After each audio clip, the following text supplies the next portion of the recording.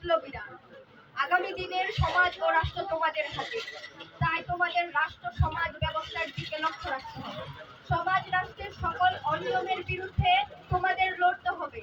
সুন্দর সমাজ ব্যবস্থা প্রণয়ন করতে হবে। সুন্দর সমৃদ্ধশালী বাংলাদেশ বিনির্মাণে গুরুত্বপূর্ণ ভূমিকা পালন করতে হবে।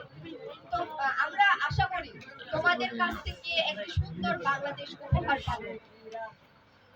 শেষ নিবেদন এই যে, ধন্যবাদ জানাই তোমাদের সকল উপদেশ ও পরামর্শের জন্য।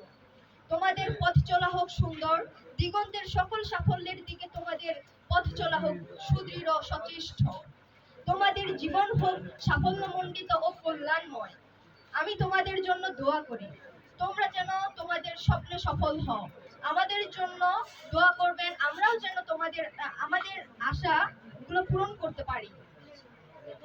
তোমাদের সাথে 5 বছরের পথ চলায় কোনো ভুল ত্রুটি ও কষ্ট দিয়ে থাকলে ক্ষমা সুন্দর দৃষ্টিতে দেখবে।